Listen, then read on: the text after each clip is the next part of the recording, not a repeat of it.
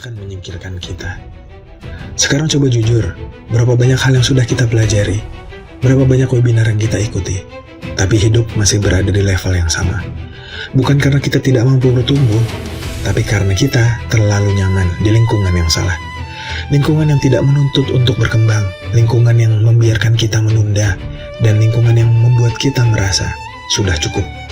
Padahal di luar sana orang-orang sedang berlari, meningkatkan skill, membangun koneksi, dan mempercepat langkah mereka. Sementara kita masih sibuk mengulang pola yang sama. Belajar tapi tidak bertindak, tahu tapi tidak berkembang, mulai tapi tidak pernah konsisten. Ini bukan soal siapa yang paling pintar, tapi siapa yang berada di lingkaran yang benar. Karena satu keputusan sederhana bisa mengubah arah hidup kita selamanya. Inilah Skill School. Di sini kita tidak hanya akan belajar, tapi akan diarahkan untuk terus naik level dengan skill yang langsung bisa dipakai dengan mentor yang sudah lebih dulu sampai. Ini bukan tentang ikut atau tidak. Ini tentang apakah kita mau tetap di level yang sama atau mulai bergerak naik sekarang. Bergabunglah bersama Skill School sekarang.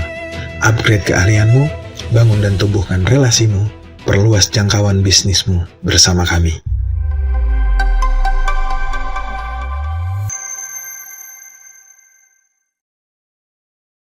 Assalamualaikum warahmatullahi wabarakatuh. Alhamdulillahirabbil alamin. Alhamdulillahilladzi anzala sakinata fi qulubil mu'minin liyazdadu imanan ma'a imanihim. Allahumma shalli ala sayyidina Muhammad wa ala ali sayyidina Muhammad. Sahabat-sahabat yang berbahagia, alhamdulillahirabbil alamin. Pagi hari ini, di hari yang cerah ini, Masya Allah, Allah berikan kita umur, Allah berikan kita kesempatan untuk kembali berjumpa, bertatap wajah meskipun dari jarak yang berjauhan, tapi insya Allah di hati kita senantiasa selalu berdekatan. Minta kepada Allah agar hidup kita tuh dikasih kemudahan, sama-sama diberikan kemudahan. Minta sama Allah agar kehidupan kita tuh sama-sama diberikan jalan. Minta kepada Allah agar sama-sama kaki kita, bahu kita Allah kuatkan. Karena dengan berjamaah, dengan jamaah yang baik, itu ternyata mendorong kita untuk terus-terus memberikan peningkatan, insya Allah.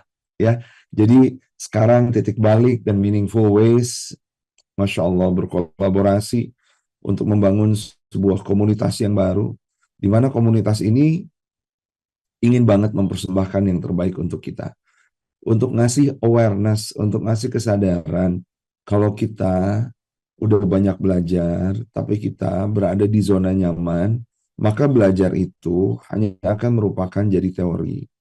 Pengertian saja, oh iya, pengetahuan aja. Tapi apakah jadi pemahaman? Allahu a'lam. Pemahaman itu Allah yang kasih, tapi kemudian untuk orang-orang yang berikhtiar. Siapa orang-orang yang berikhtiar? Orang-orang yang mengamalkan ilmu yang didapatkannya dari berbagai macam kajian. Insya Allah. So, pagi hari ini sahabat-sahabat semuanya, mari kita mulai dengan basmalah kembali bersama-sama. Bismillahirrahmanirrahim. Terima kasih untuk yang sudah hadir, dari yang paling jauh ke yang paling dekat. Makasih Tenia. Masya Allah. Saking Kendal, Sukabumi, Pasuruan. Mana lagi nih ya?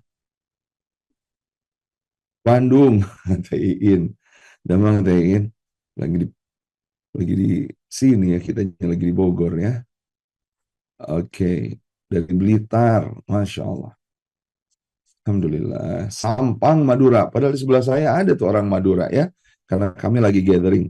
Solo, Pekanbaru, Kak Zulfrizal, abangku, makasih.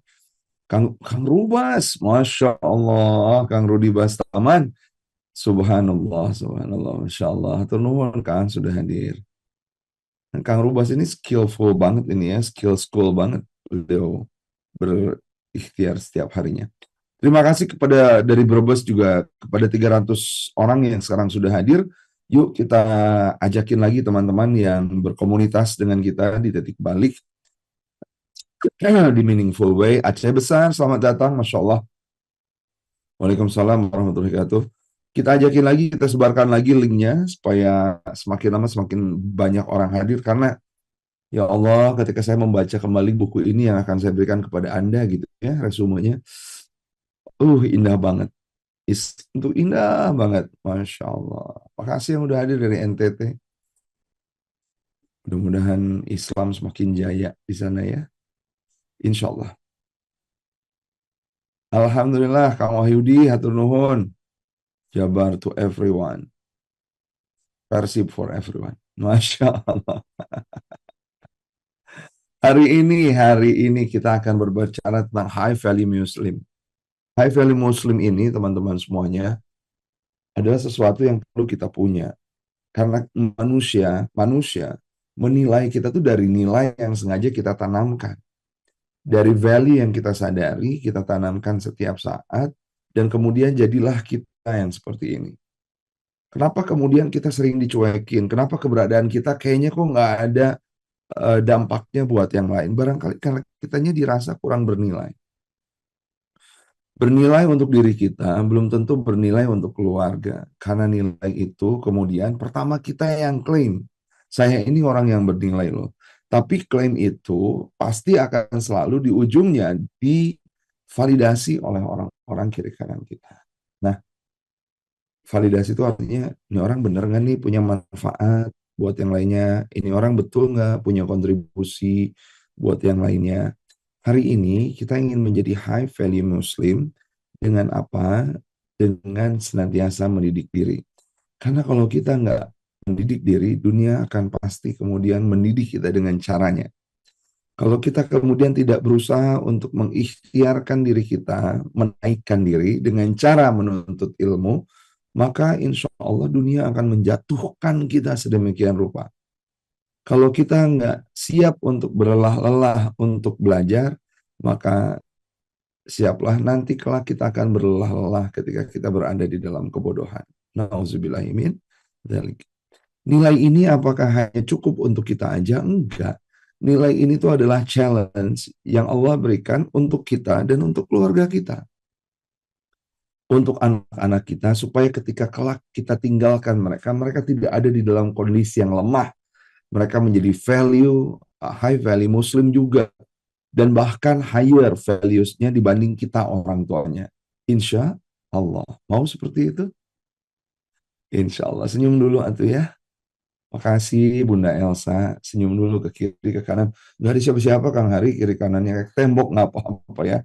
Senyum sama diri sendiri. Makasih ya Allah. Makasih wahai diriku. Di antara berbagai macam aktivitas, Engkau sudah menuntun aku untuk hadir ke tempat ini. Insya Allah. Teman-teman semuanya, peta jalan pendidikan ilahi. Jadi ini yang akan kita bahas hari ini, ya. Ada al-alaq, iqra, iqra bismi rabbikal ladzi khalaq, dan selanjutnya itu sebagai pondasi. Terus ada al-ghasiyah 17 sampai 20 ketika kita diajak sama Allah untuk menelaah ruang kelas yang kelas itu tuh gede banget. Kenapa?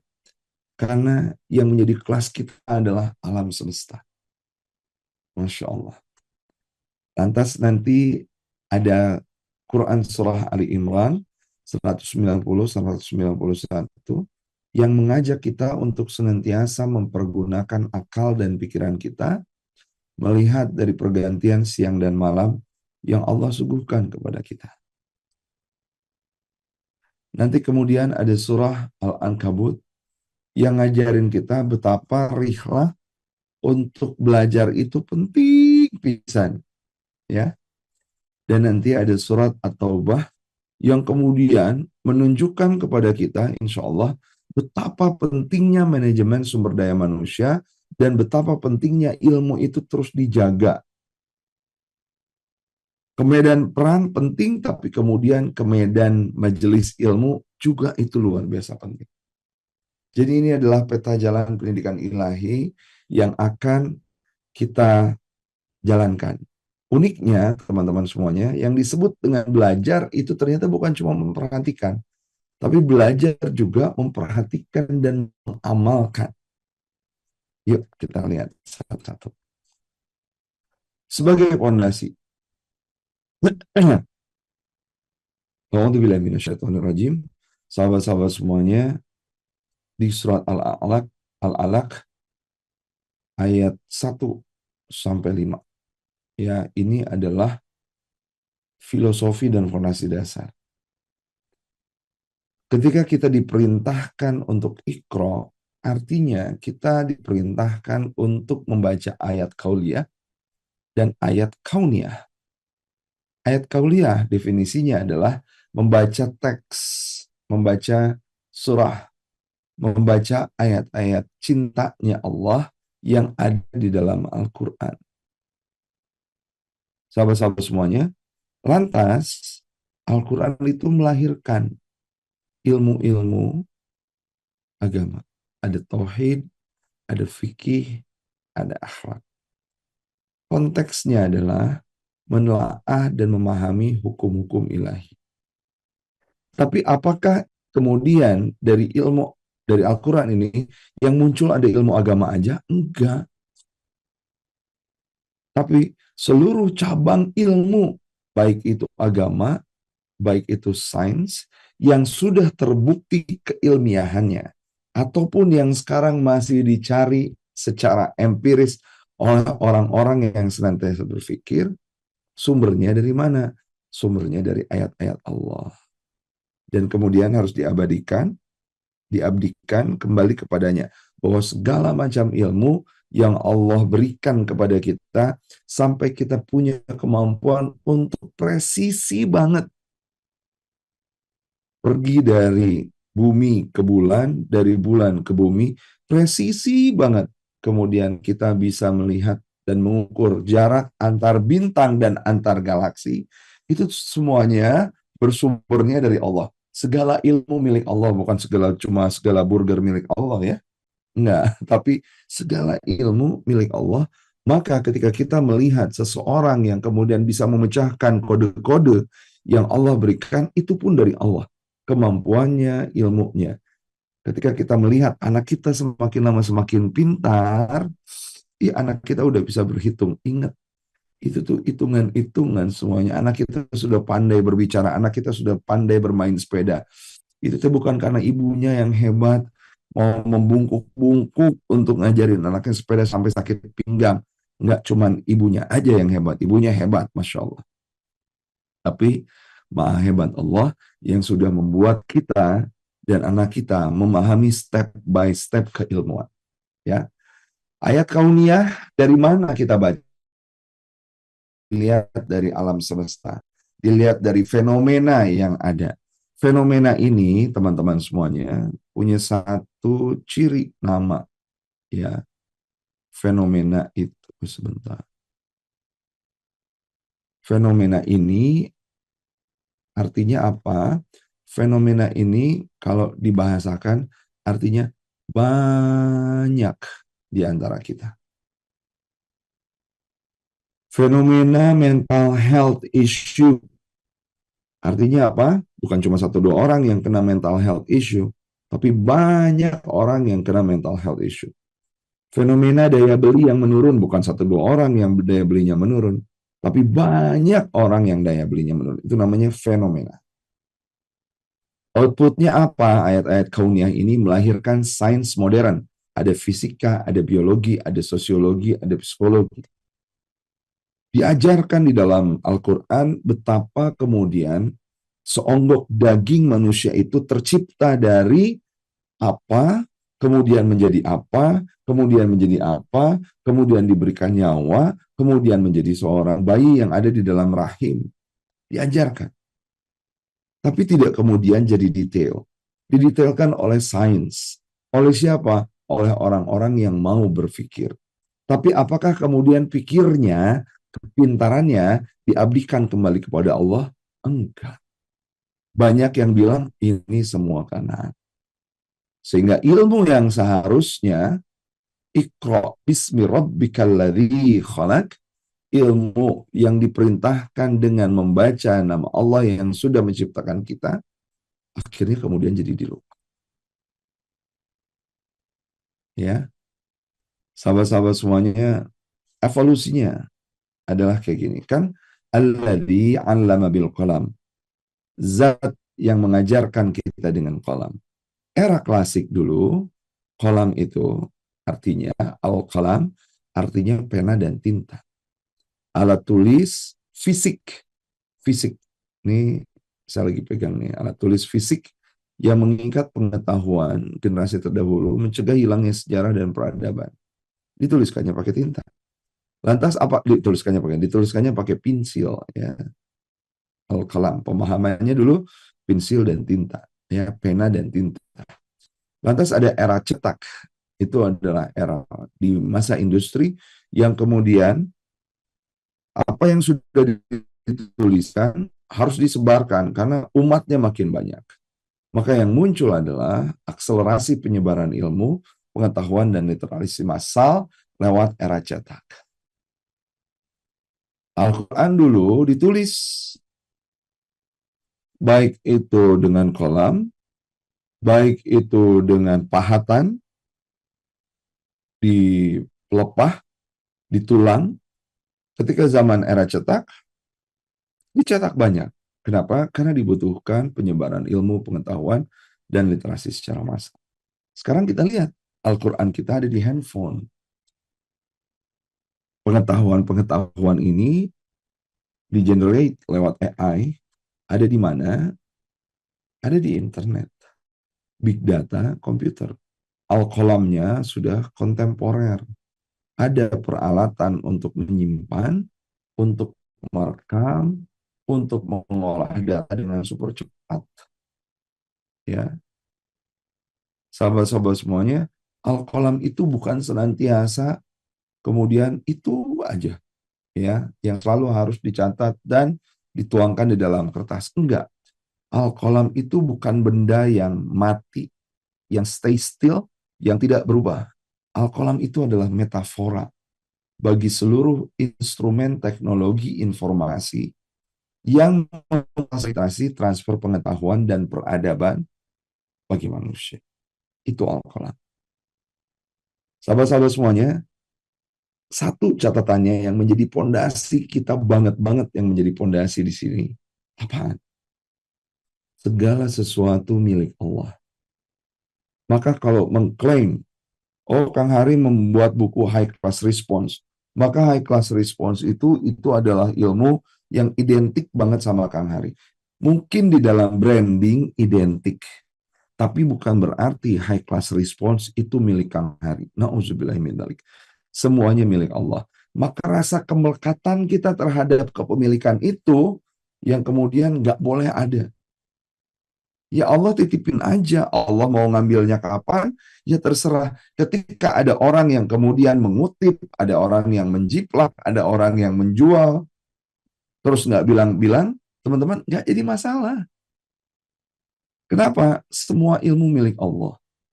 Saya belajar banget ini dari sahabat-sahabat PPA, yang ketika ada satu pihak yang lain meminta bahasan yang sering dibahas oleh tema yang sering dibahas oleh PPA. Saya WA Kang Reza Rendi, saya WA Ustadz Soni Abikin. Kemudian saya bilang, ini boleh ya tema ini kemudian mirip banget. Dan pasti ilmunya juga ada yang bersinggungan. Terus mereka nih para founder bilangnya kayak gini, semua ilmu itu milik Allah Kang Hari. Emang nggak dipersilahkan? Gas. Teman-teman, orang-orang yang senantiasa iqra dan kemudian iqra-nya itu membaca ayat qauliyah dan membaca ayat kauniyah, maka menyadari semua ilmu itu milik Allah, kepemilikan itu hanya milik Allah, maka yang muncul adalah kerendahan hati. Kenapa? Karena sebelumnya kita mah nggak tahu. Ya, kita serba nggak tahu. Kenapa udah belajar, kita jadi sok tahu. Dan sok ngasih tahu tanpa kita melakukan apa-apa dulu. Langsung ngajarin. Ya, teman-teman. Itu evolusi di Al-Alaq 1-5. Nah, sekarang kita naik lagi ke Al-Ghasiyah 17-20. Afala a'udzu billahi minasyaitonir rajim. Afala yanduruna ilal ibili kaifa khulifat wa ilas samai kaifa rufi'at wa ilal jibali kaifa nusibat wa ilal ardi kaifa sutihat. Surah Al-Ghasyiyah ini, kakak-kakak semuanya, ngajakin kita untuk menelaah keistimewaan. Tunggu sebentar. Suara saya cukup besar nggak ya? Sebentar. Saya Di saya aman, Kang. aman. Aman. Alhamdulillah. Just a moment. Saya coba dulu. Ini ada yang kecil katanya. Leave computer audio setting. Cek. Kayaknya udah oke ya. Sip. Sahabat-sahabat semuanya, kita diminta untuk kemudian melihat bagaimana keistimewaan fisiologi. Bukan cuma ngelihat, kemudian ngelihat unta aja diciptakan. Kalau unta aja kita lihat, maka kita diminta juga untuk melihat bagaimana Allah menciptakan diri kita, menciptakan fisiologi kita, dan bagaimana fisiologi ini beradaptasi dengan lingkungan sekitarnya. Unta ini punya punuk, yang kemudian di dalam punuk ini bisa menyimpan lemak yang luar biasa, yang lemak itu tuh kemudian akan bisa membuat unta ini bertahan di yang, ini kalau saya salah mohon dibetulkan, bertahan di zona yang teramat sangat panas, kering, nggak ada air dalam jangka waktu yang sangat panjang. Punya tembolok itu ayam ya. Punya leher yang bisa menampung, Masya Allah, air berliter-liter sehingga dia nggak kehausan. Ya, matanya unta itu punya bulu mata yang teramat sangat lentik. Sahabat-sahabat semuanya, maka kita kemudian udah ngelihat bagaimana biologi beradaptasi menjadi fisiologi yang teramat, yang tertentu. Sahabat-sahabat semuanya, kita tuh bisa kemudian melihat, ya Allah, Engkau itu menciptakan makhluk, Engkau itu menciptakan sesuatu di mana yang Engkau ciptakan floranya, faunanya itu nyambung sama floranya, coba. Indah banget. Kalau kita udah belajar Iqra bismi rabbikal ladzi khalaq, maka keluarlah, belajarlah ke ruang kelas yang teramat sangat besar, namanya ruang kelas semesta. Anda yang sekarang berada misalkan di dekat pohon pinus.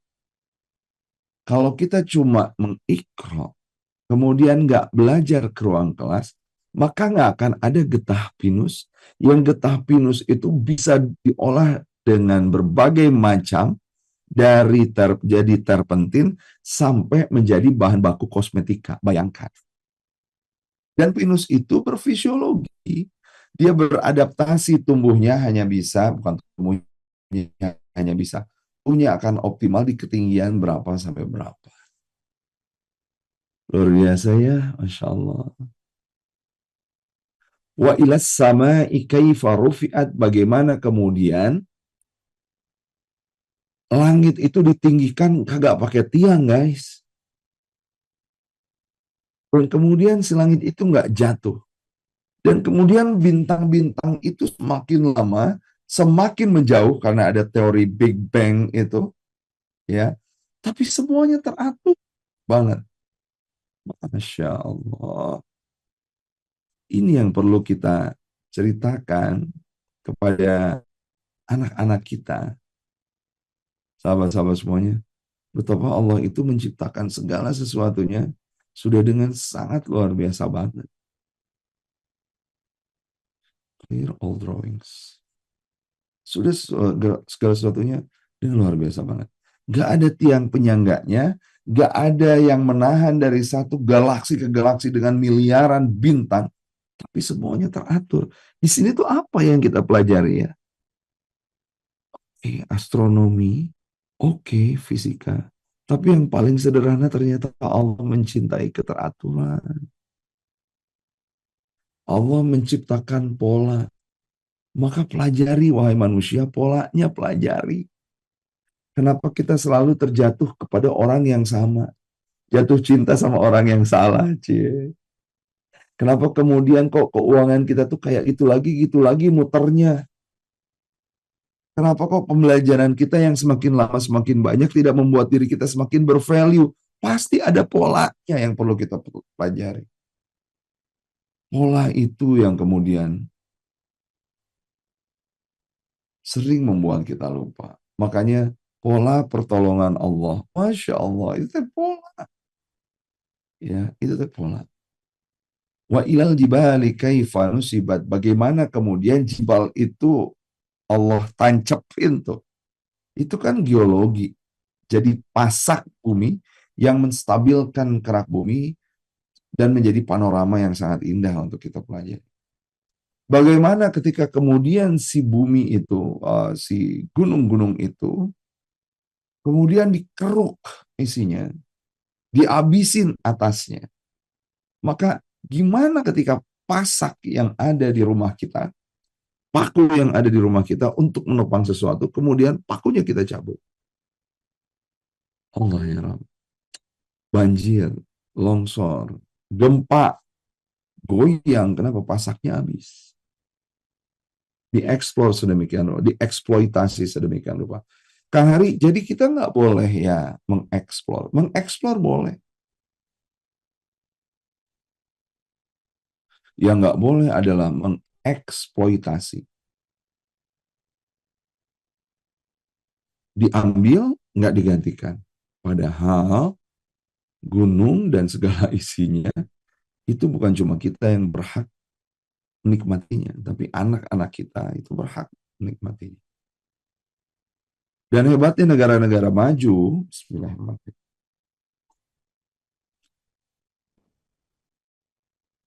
meminta negara-negara berkembang untuk mengeksploitir sedemikian rupa kekayaan alamnya. Mereka membiarkan gunung-gunung mereka tetap stabil, membiarkan gunung-gunung mereka tetap terjaga, sementara gunung-gunung yang ada di negeri kita dihabiskan. Insya Allah. Sahabat-sahabat dan negeri kita, nggak mau cerita itu juga ya. Dan kita ini ditakdir, bukan kan? Kita ini memilih untuk orang yang senantiasa butuh uang dengan tidak memberikan nilai tambah. Nih perhatikan nih. Yang kita jual adalah barang-barang mentah. Uang yang kembalinya ke negeri kita sedikit, kemudian eksploitasi alamnya menyisakan nggak ada, kecuali runtah, sampah. Kenapa? Karena nggak dikasih value. Padahal kita diminta untuk mempelajari geologi, biologi, adaptasi, astronomi, fisika sama siapa? Sama Allah Subhanahu wa taala. Wa ilal ardi kaifa sutihat, bagaimana kemudian bumi itu dihamparkan oleh Allah. Untuk apa? Untuk kita mempelajari geografi, ya, untuk mempelajari bagaimana orang-orang yang hadir di atas bumi-bumi yang terhampar itu, kenapa etnis Kaukasia berbeda dengan etnis Asia, berbeda dengan etnis yang ada di Eropa, Timur Tengah, dan lain sebagainya. Kenapa tuh etnis-etnis itu berbeda? Dari tata ruang bumi yang dihamparkan oleh Allah. Sahabat-sahabat semuanya, apa yang bisa diambil dari surah Al-Ghasiyah? Kita tuh diminta dari surah ini kemudian untuk mempelajari detail ciptaan fisik. Untuk lagi-lagi memahami keagungan Sang Pencipta. Bukan setelah kita bisa mempelajari Big Bang, mempelajari biologi sampai ke mikrokosmos yang paling kecil, mikroba. Kemudian kita menepuk dada, this is me. Bukan berarti setelah kita mempelajari antropologi, sosiologi, psikologi, dan kemudian kita paham kenapa manusia itu punya perilaku dengan perilaku tertentu, berperilaku seperti ini, tidak seperti itu, terus kemudian kita menjadi si paling paham dengan manusia. Nauzubillah min dzalik. Bukan berarti kemudian setelah kita memahami sahabat-sahabat semuanya, ilmu fisiologi, ilmu kedokteran, kita jadi paling sombong dengan merasakan bahwa kita adalah yang berhasil paling tahu dan kita minta manusia menghormati kita. Justru value-nya Muslim bukan di situ. High value Muslim adalah orang-orang yang mau belajar dan kemudian di ujungnya mengaitkan bahwa segala sesuatunya milik Allah. Teman-teman semuanya, ada observasi alam. Ya, kita lihat ya. Menatap hamparan langit, menatap bagaimana Allah menciptakan bulu mata unta yang lentik, punuknya unta yang sedemikian rupa, lehernya yang panjang dan lain sebagainya, detail banget. Ya, kemudian dari titik itu, sahabat-sahabat semuanya, kita juga diminta untuk mempelajari, bukan cuma mengobservasi alam, tapi juga komunikasi intrapersonal. Bagaimana Allah menghamparkan bumi dan kemudian menciptakan manusia di atasnya berbeda-beda. Untuk apa? Lita'arafu. Ada internalisasi dan refleksi diri dari setelah kita ngelihat. Kemudian kita pikirkan di dalam hati dan di dalam pikiran dan hati kita, dan kemudian jadi komunikasi intrapersonal. Intra itu ke dalam diri. Ngapain kita ke dalam diri? Untuk melakukan yang namanya introspekta. Sering dibahasakan jadi introspeksi. In itu ke dalam. Through itu melalui.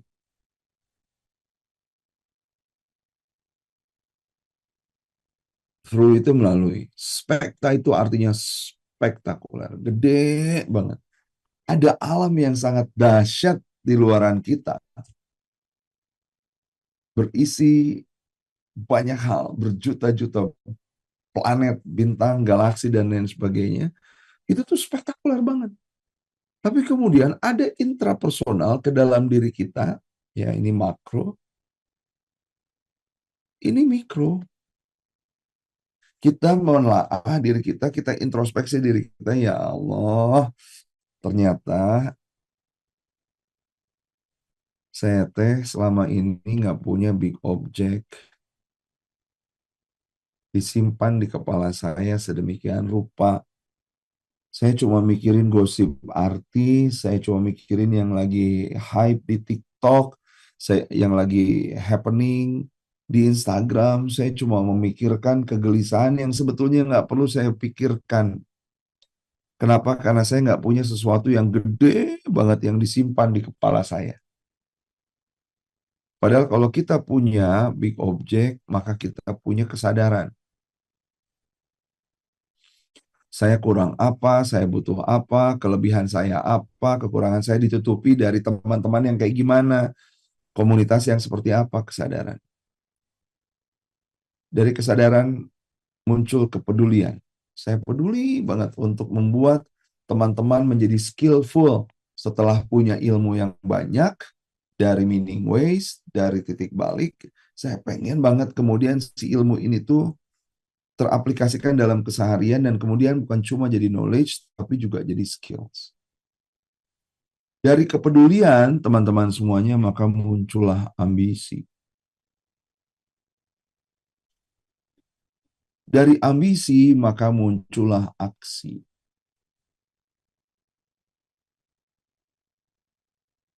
Sahabat-sahabat semuanya, ini yang seharusnya jadi ujung kita. Setelah kita punya ilmu, kita kemudian putuskan apa yang ingin kita pikirkan dari pagi kita bangun sampai mau tidur lagi. Big object kita teh apa? Saya ingin menjadi seorang ayah yang titik-titik. Terus sadar, ya Allah, lebih banyak di luarnya dibanding di dalamnya, ya Allah.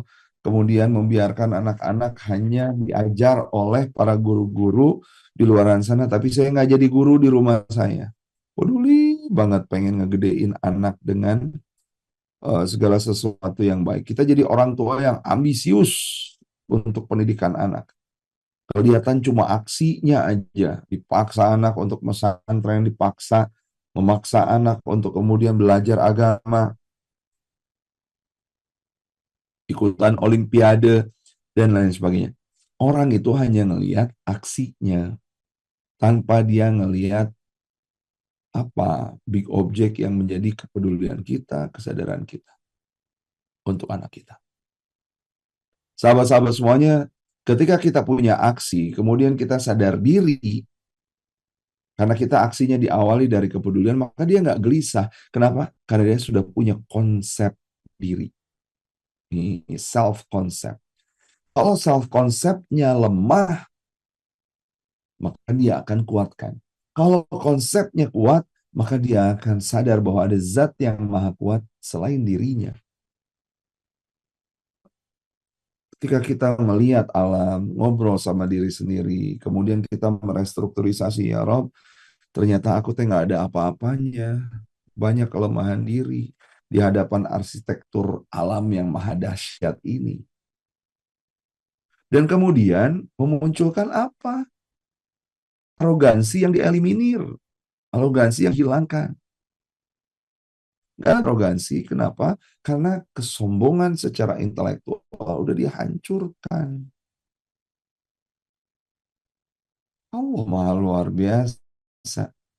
Ngajakin kita untuk belajar sama unta. Ngajakin kita untuk belajar sama langit. Ngajakin untuk kita belajar kepada gunung. Belajar kepada bumi yang terhampar. Maka ilmu-ilmu yang empiris dilihat dari alam semesta bukan cuma ngumpulin data, tapi ini tuh jadi terapi psikologis kita untuk biasa selalu rendah hati. Dan kemudian mengubah manusia menjadi entitas yang rendah hati dan bertakwa. Lanjutin dulu ya sebentar lagi. Sahabat-sahabat semuanya, tangga yang ketiga ngajakin kita untuk menjadi paham tentang anatomi intelektual ulul albab. Di mana kita kemudian diajak belajar untuk melihat bagaimana kemudian malam itu diciptakan, ya. Bagaimana kemudian di dalam penciptaan langit, penciptaan bumi, pergantian siang malam, itu tuh kemudian ada tanda-tanda.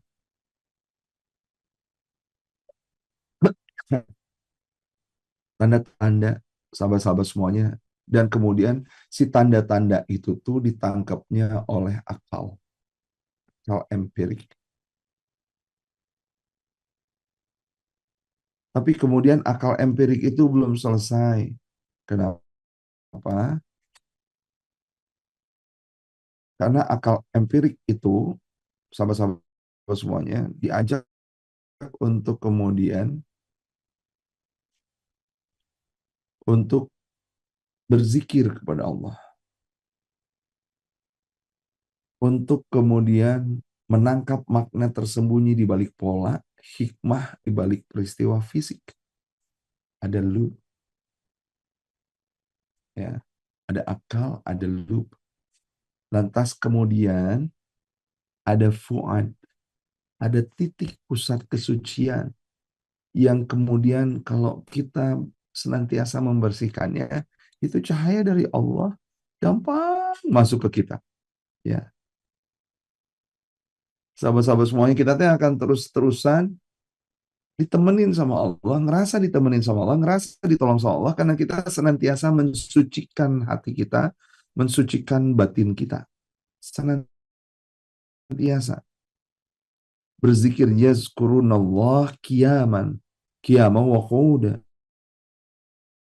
Saat mau terus berzikir Allah. Indah banget ini. Ya.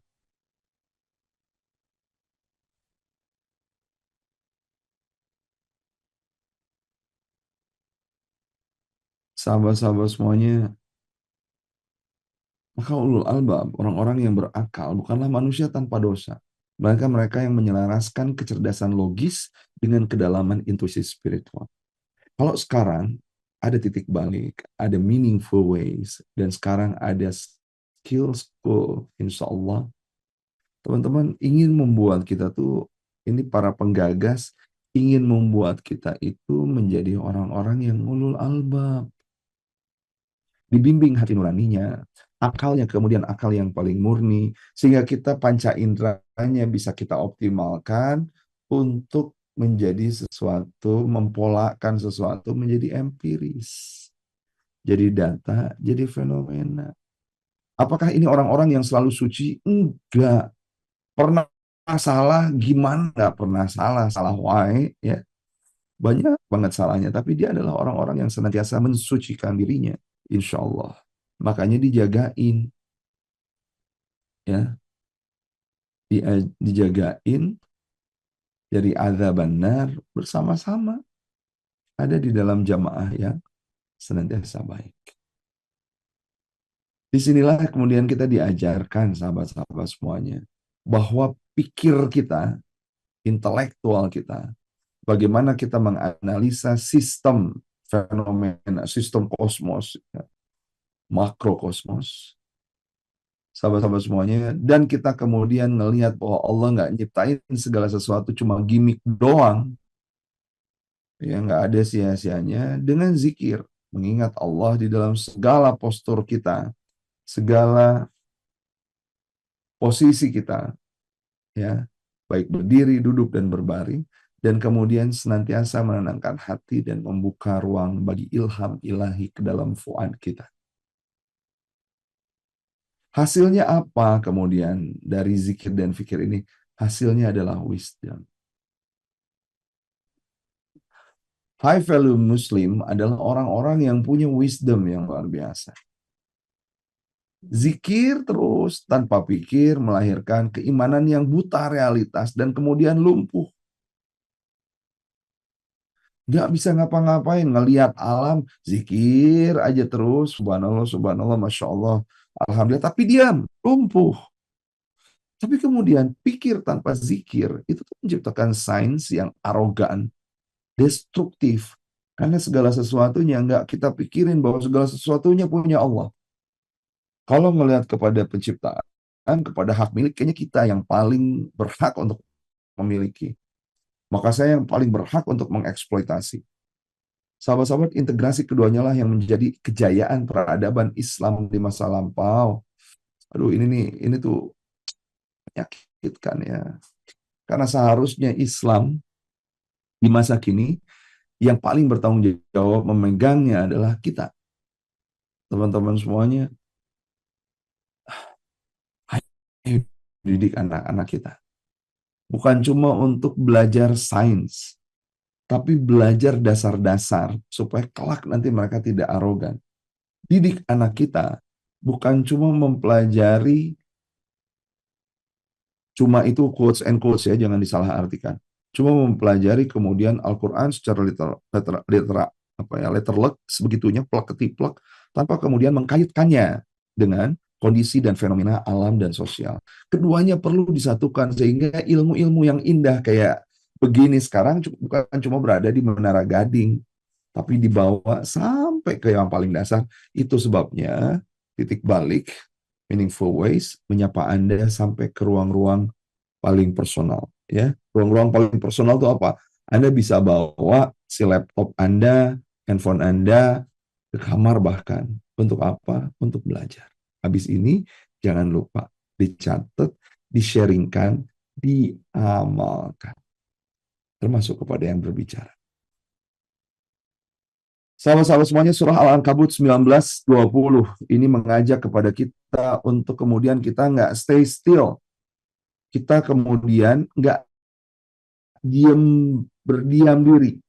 A'udzubillahi minasyaitonirrajim. Awalam yarau kaifa yubdi'ullah al-khalqa thumma yu'idu.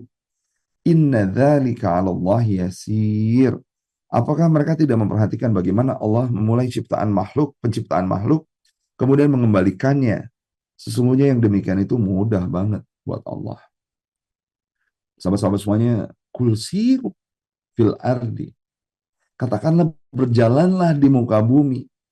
Masya Allah. Dan kemudian lihatlah bagaimana Allah fanduru kaifa bada'al khalq. Kemudian bagaimana Allah memulai menciptakan makhluk-makhluk itu.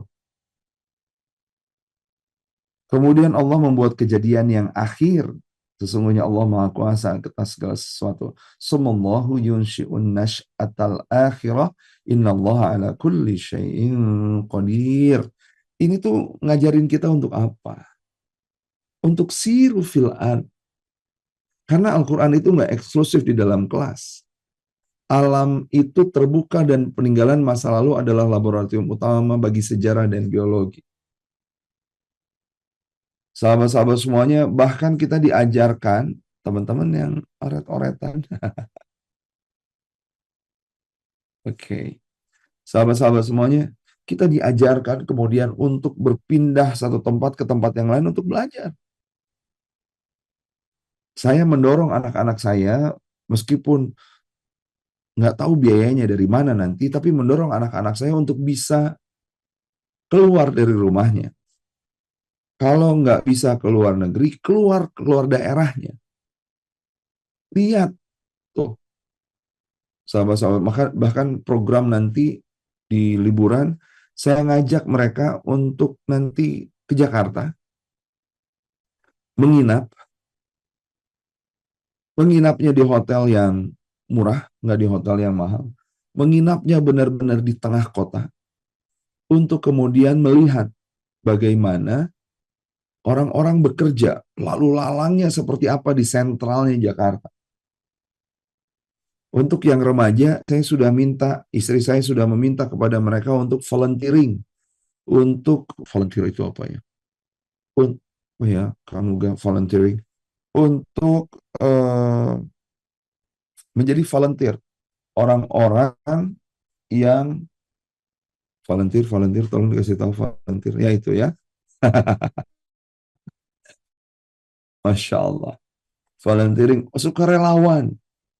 Ke panti asuhan, ke anak-anak jalanan, supaya kemudian mereka itu punya budaya untuk melihat Al-Quran tidak eksklusif diajarin sama ayahnya, diajarin sama ustaznya di dalam kelas.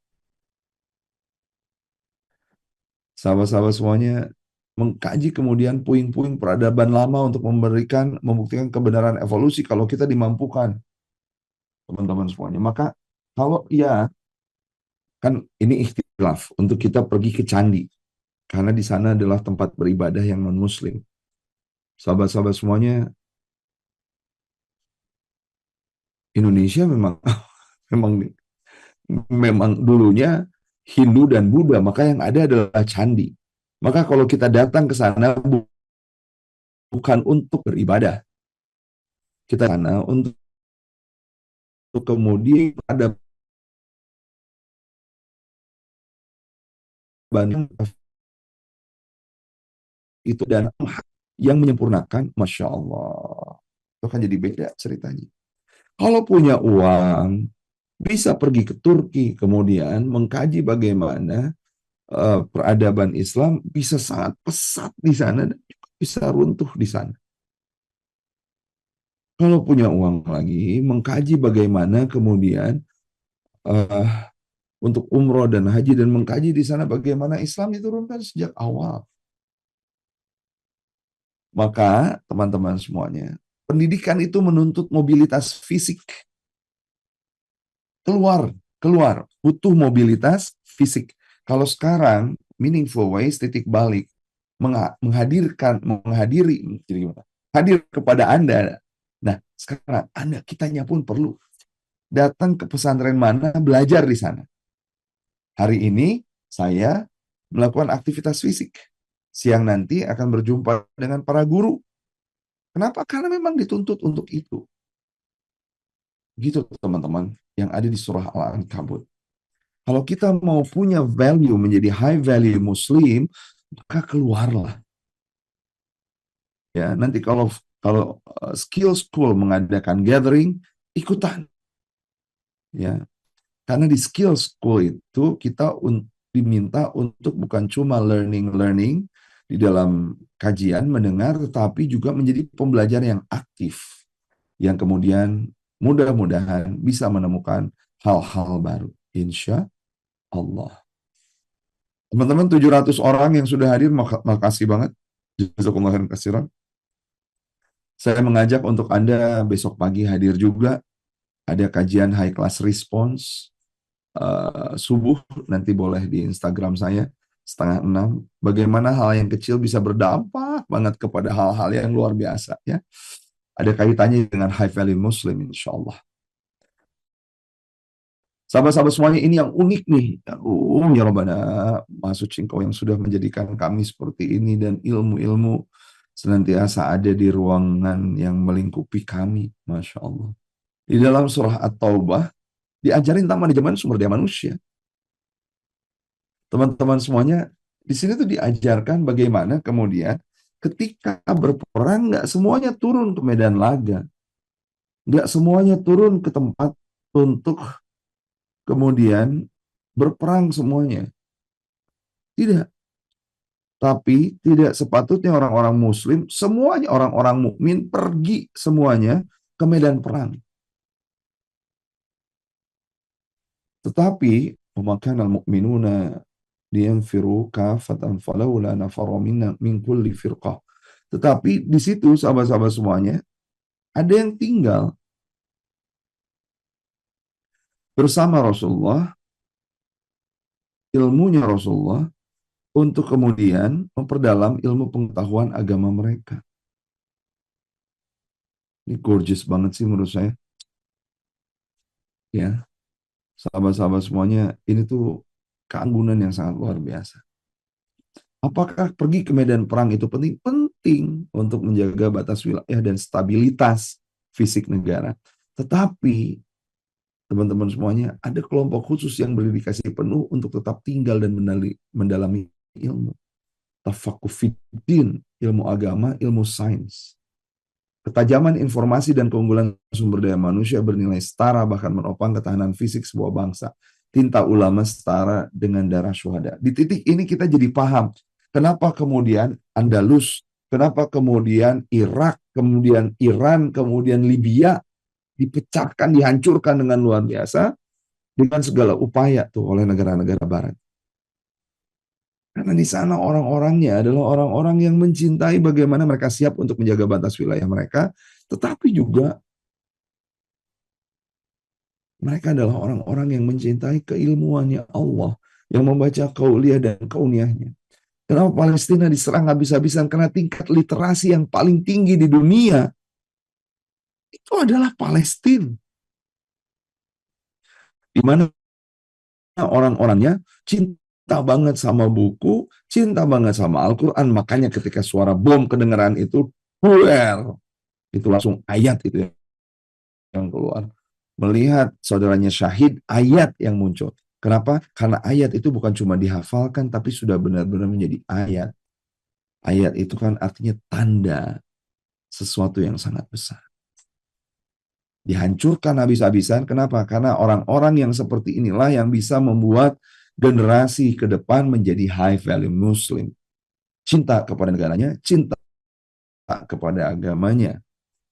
Negara kemudian disadari, dimiliki oleh Allah, dan diinginkan oleh yang maha memiliki untuk kita eksplorasi untuk sebaik-baiknya umat. Maka yang namanya uranium itu dijagain banget. Mana pernah ada kemudian dipakai untuk ngebom. Yang ngebom kan bukan pemilik uranium, yang ngebom itu orang yang mengeksploitasi uranium, diambil ke sana, dibom tuh. Nggak ada sejarahnya orang Islam yang benar-benar secara kafah memahami teori kepemilikan bahwa segala sesuatunya milik Allah, kemudian mengeksploitasi alamnya untuk kepentingan diri sendiri. Oh, takut orang-orang dengan hal-hal yang seperti itu, maka dihancurkan habis-habisan. Mudah-mudahan kita menjadi orang-orang yang Allah pilih untuk menjaga kelestarian. Sahabat-sahabat semuanya, ini menjadi sintesa paradigma pendidikan Al-Quran yang mengajarkan kepada kita Di dalam surat Al-Alaq kita diajarin literasi dan teknologi Al-Qalam. Di dalam surat Al-Ghasyiyah kita diajarkan tentang ilmu alam dan lingkungan. Di dalam surat Ali Imran 190 kita diajarkan untuk menjadi ulul albab. Di dalam surah Al-Ankabut kita diajarkan untuk jangan lupa sejarah dan kemudian meriset hal-hal inovasi baru. Di dalam surah At-Taubah diajarkan sosiologi dan bagaimana manajemen sumber daya manusia. Ada spesialisasi yang di situ diajarkan. Orang-orang yang punya specialize, orang-orang yang punya spesialisasi untuk menguasai ilmu-ilmu tertentu. Dan nggak semuanya, setiap orang perlu paham semua ilmu. Maka outputnya di dalam surah At-Taubah adalah menjadi pemimpin, leader, yang dia itu galak, keras, gak galak ya, tegas, ke arah sana. Tapi juga leader yang rendah hati. Karena diawali dengan kesadaran. Bukan leader yang kemudian cuma arogan, nggak mau ngedengerin orang-orang. Kenapa? Karena dia nggak pernah jadi ulul albab, tuh leader yang kayak begitu. Kenapa leader yang arogan, leader yang kemudian serta-merta mengeruk kekayaan alam, kok bisa jadi leader yang seperti itu? Karena mereka nggak pernah belajar tentang literasi, ontologi keilmuan, nggak ada kesadaran kosmik dan kerendahan hati, nggak ada intelektualnya ulul albab, nggak ada peneliti berwawasan global. Makanya ketika jadi pemimpin yang arogan, nauzubillah, dan tidak menjadi pendidik secara sosial. Kita yang hari ini, sahabat-sahabat semuanya, hadir di sini, pengen banget diikhtiarkan untuk menjadi high value Muslim, sahabat-sahabat semuanya, yang kemudian kita ini belajar dari konteks klasik yang senantiasa akan terus bisa mengikuti sejauh apa zaman bertumbuh dan berkembang. Al-Quran itu bukan kemudian teks yang ketinggalan zaman. Na'udzubillahimindzalik. Sahabat-sahabat semuanya, pernah dulu dari kayu Al-Qalam. Tapi itu adalah metafora. Kalau sekarang berarti cloud computing. Ada big data, ada kecerdasan buatan. Yang kita tuh mau nggak mau perlu belajar dari situ. Karena kecerdasan buatan nggak akan cerdas kalau kitanya nggak cerdas. Sahabat-sahabat semuanya, ajarkan anak-anak kita untuk banyak-banyak hijrah keluar dari rumah.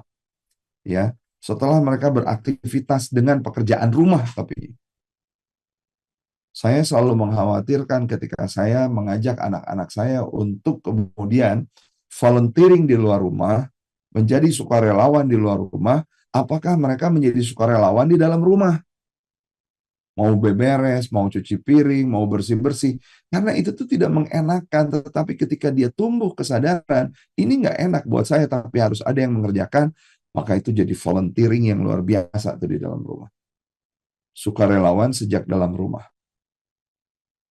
Ya, sahabat-sahabat semuanya, ayo jadi high value Muslim yang kemudian dia selalu kontekstual, relevan dengan zaman. Sekarang ini saya kemudian selalu mengajak kepada teman-teman kiri kanan saya untuk kuliah lagi. Karena Islam bahkan sudah punya konsep bagaimana untuk mengentaskan kemiskinan dari hanya ziswaf, maaf, hanya itu artinya gede banget ya. Punya hanya itu artinya satu konsep dari berbagai macam konsep yang udah sangat bisa menjaga hifdun bi'ah, bisa menjaga lingkungan kita sedemikian rupa. Teman-teman, Al-Quran itu global. Al-Quran itu elastis. Metodologinya menampung seluruh kemajuan teknologi di masa depan. Ayo belajar. Qurannya diperkuat, karena di situ ada ayat-ayat cinta. Al-Quran akan memuliakan kita. Pertolongan Allah akan banyak banget. Ditadaburi terus-terusan. Tapi setelah itu keluarlah dari rumah. Diajarinya gitu kan tadi. Ya, setelah Iqra, kemudian keluar dari rumah, melihat semesta, dan kemudian melihat penciptaan, hijrahlah, datangilah para guru. Kesimpulan akhir. Visi manusia paripurna high class value Muslim. Tujuan dari puncak pendidikan Islam bukan sekedar melahirkan ilmuwan yang cerdas, melainkan membentuk entitas khalifah di bumi. Seseorang yang memakmurkan bumi. Siapa mereka yang memakmurkan bumi? Mereka yang pembelajar yang brilian, intelektual, adaptif secara teknologi, tapi tunduk dan zikir. Syahdu di hadapan kebesaran Allah. Masya Allah. Syahdu di hadapan kebesaran Allah. Teman-teman semuanya, mereka ini adalah orang-orang yang kemudian syahdu di hadapan kebesaran Allah, senantiasa memohon pertolongan Allah, memohon pertolongan Allahnya, ini memohon pertolongan Allah yang sebaik-baiknya permohonan. Ya, jadi sahabat-sahabat semuanya, bersiaplah. Ilmu yang murni itu membebaskan manusia dari kesombongan, menuntun kita mengabdi sama umat, dan menyelamatkan kita kelak di akhir. Insya Allah, Skill School hadir untuk membantu kita mempelajari itu semuanya. Membebaskan kita dari kesombongan, menuntun kita kepada pengabdian, senyata-nyatanya pengabdian di umat, dan menyelamatkan kita di akhir. Jazakumullah khairan katsiran sudah hadir pagi ini untuk berbincang, sahabat-sahabat semuanya. Selalu mencintai untuk bisa berkolaborasi dan berbagi dengan Anda semuanya di sini. Atur nuhun. Assalamualaikum warahmatullahi wabarakatuh. Waalaikumsalam warahmatullahi wabarakatuh. Masya Allah, Alhamdulillah. Syukran jazakallah khair Kang Hari atas kesempatannya nemenin Meaningful Ways dan titik balik pagi hari ini. Materinya Insyaallah. luar biasa banget. Ini kalau kata Pak Teguh, betapa kecilnya diri ini penuh dengan kekurangan dan bodoh apabila tidak mau belajar. Maka insya Allah langkah kita pagi hari ini untuk belajar, untuk bisa berhimpun di Zoom Meaningful Ways dan titik balik. Insya Allah ini jadi salah satu ikhtiar terbaik kita untuk Amin. bisa meniti masa depan yang lebih baik lagi. Minimal secara mental, secara hati, insya Allah kita sudah punya niat untuk bisa mengaplikasikan apa-apa yang kita sudah dapatkan hari ini insya Allah ya. Untuk itu Bapak Ibu Ayah Bunda semua, Noga mau izin.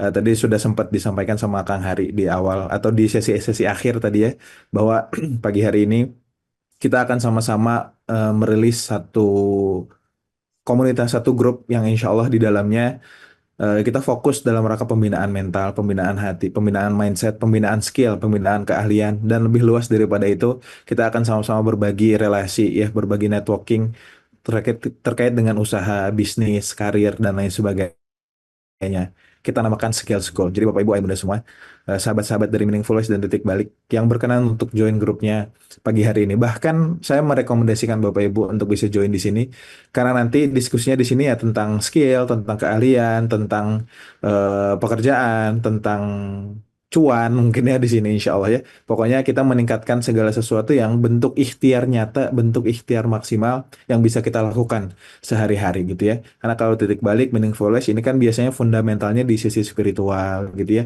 Kita membina hati, membina ibadah gitu ya, membina hubungan kita dengan Allah. Nah kalau di Skill School, insya Allah kita fokus pada ikhtiar-ikhtiar bumi, ikhtiar-ikhtiar dunia. Jadi silahkan link grupnya sudah di-share di kolom chat Zoom. Yang mau mengakses link daftar atau link grupnya, insya Allah bisa langsung masuk ke grup tersebut pagi hari ini insya Allah.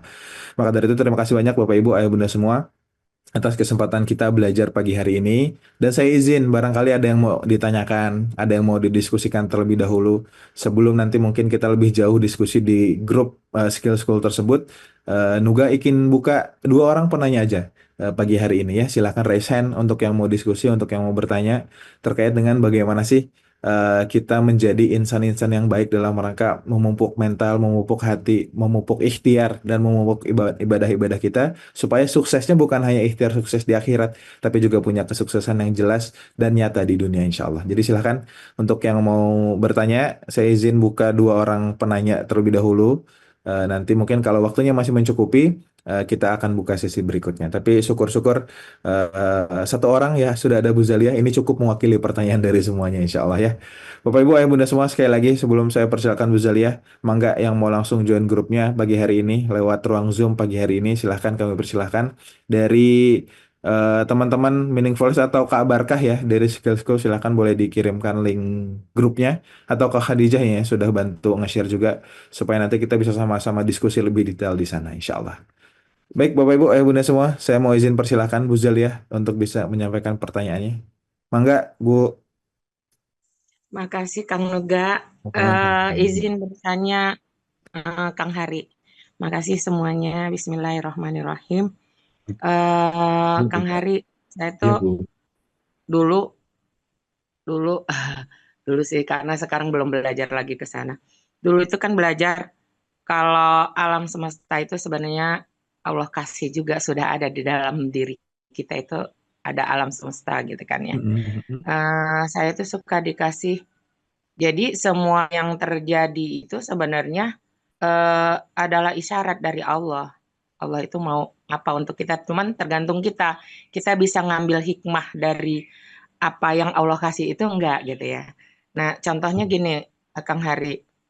Beberapa waktu lalu itu saya kalau baca Quran setelah suami saya meninggal lah, karena saya lebih banyak berinteraksi belajar dan Al-Quran dan lain-lain tuh setelah suami meninggal karena waktu itu perjuangan ngurus beliau dan lain-lain lah gitu. Saya itu kalau baca Quran, Kang Hari suka, saya jarang ngelihat ayat berapanya, tapi kalau ayat 10, ayat 100, mata saya itu pasti, insya Allah ya, setiap ngelihat ayat 10, mata saya itu ngelihat ke ayat, ke angkanya itu. Ayat 100 juga kayak gitu. Saya kadang, ya Allah, Masya Allah gitu. Terus saya ada kelompok pengajian, bukan kelompok sih, saya belum pernah ngaji di situ, tapi ada seseorang yang selalu, saudara saya, selalu ngasih waktu suami saya meninggal, coba lihat ininya, pokoknya dia care sama saya, sehingga kalau saya dapat apa, saya suka share ke dia. Maksudnya ini apa ya, kenapa kalau saya angka 10 dan angka 100 mata saya itu ditunjukin oleh Allah ke angka tersebut. Terus dia bilang, coba dalemin, baca. Surat 10 itu kan surat Yunus, dia bilang gitu. Terus surat 100 itu adalah surat Al-Adiyat. Terus kamu baca juga surat ke 110, itu An-Nasr. Saya tuh jadi, Yunus, Nabi Yunus itu kan karena kesalahan dia dihukum oleh Allah masuk ke itu, oke. Mungkin saya selama ini banyak salah gitu, mungkin saya harus istighfar. Sehingga banyak cobaan dulu. Terus harus Al-Adiyat. Al-Adiyat itu tentang kuda perang. Oh iya, berarti kan saya harus berjuang penuh ya kayak di Al-Adiyat itu ya, kuda perang yang pokoknya gigi gitu. Jadi saya itu, terus nanti terakhirnya insya Allah kamu akan mendapatkan An-Nasr itu gitu. Tapi saya sebenarnya banyak ayat-ayat apalah, angka-angka gitu, banyak angka, main angka mereka itu. Tapi saya bener nggak ya? Saya mau lebih jauh, tapi saya dapat gitu, kadang dapat. Oh iya bener gitu. Saya mau lebih dalam belajar dengan mereka, tapi saya takut, Kang Hari. Sebaiknya gimana ya, Kang Hari? Saya juga dapat setiap angka-angka gitu ya. Kalau tanggal lahir dan apa dan dia nginiin, kamu itu kan diminta nama sama tanggal lahir. Kenapa tanggal lahir perlu? Dia bilang karena ini banyak banyak untuknya. Oh ya udah, kamu ininya kamu kalau di Al-Quran, kalau Nabi Muhammad 30 juz itu ada semua pada dirinya, dia bilang gitu. Kalau yang menonjol pada diri kamu itulah adalah juz 12, dia bilang. Minimal kamu harus seminggu sekali kamu baca lah juz 12. Walaupun baca semua, dia bilang gitu. Tapi itu benar nggak ya, Kang? Saya Masya takut Allah. salah. Enggak, tapi Masya Allah. Terima kasih, Bunda. enggak gitu. Gimana, Baik. Kang? Itu Kasih, Kang. Bunda. Terima kasih untuk pertanyaannya. Angka-angka di dalam Al-Quran, apakah ada maknanya? Masya Allah. Allah nggak ciptakan segala sesuatu dengan sia-sia. Saya meyakini itu ada maknanya. Kalaupun risetnya belum nyampe ke sana, sahabat-sahabat semuanya, insya Allah akan ada sampai ke sana dengan orang-orang yang senantiasa memikirkannya. Yang perlu kita perhatikan adalah jangan terjebak di angka-angka itu, kemudian kita tidak keluar ke alam semesta untuk mempelajarinya. Yes, di dalam diri kita juga semesta. Makanya kalau di luar diri kita namanya makrokosmos, di dalam kita juga mikrokosmos. Betul banget, di dalam diri kita ini adalah spekta banget, introspeksi. Jadi ayat-ayat itu yang kemudian ada kajiannya sekarang, ada toolsnya sekarang, muncul untuk ada numerik. Di dalam numerik itu sistem angka, kemudian melihat di dalam keajaibannya Al-Quran. Jadikan itu introspeksi. Jadikan itu kaca spion. Ya. Kemudian, jadi tadabur sifatnya, kita mentadaburinya, tapi jangan lupa juga untuk melihat tafsirnya secara keseluruhan. Kalau ada waktu, maka tidak terbatas hanya di angka itu aja. Oh, ini kamu harus begini, begini, begini. Tapi pelajari juga kenapa asbabun nuzulnya ayat itu muncul.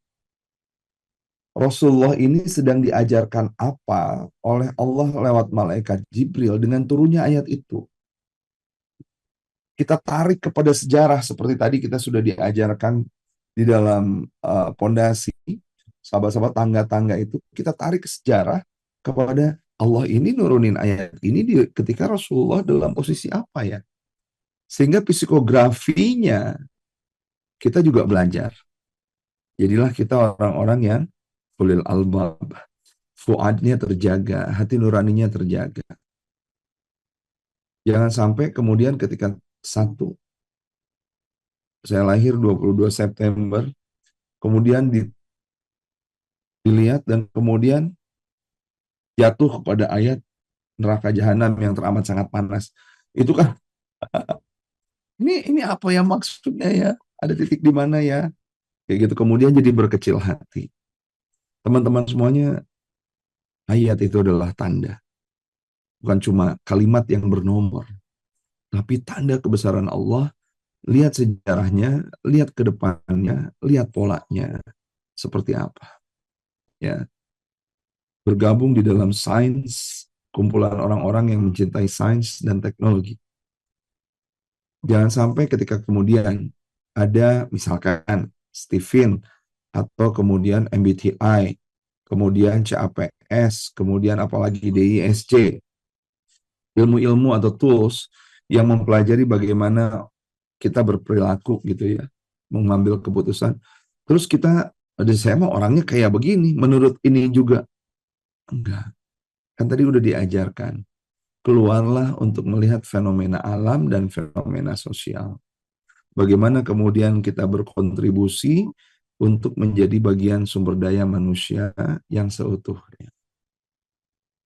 Apakah itu benar? Wallahu a'lam bishawab. Angka-angka itu seperti apa?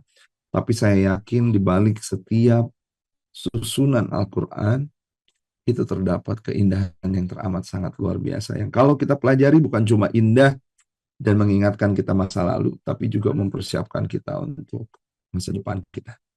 Insya Allah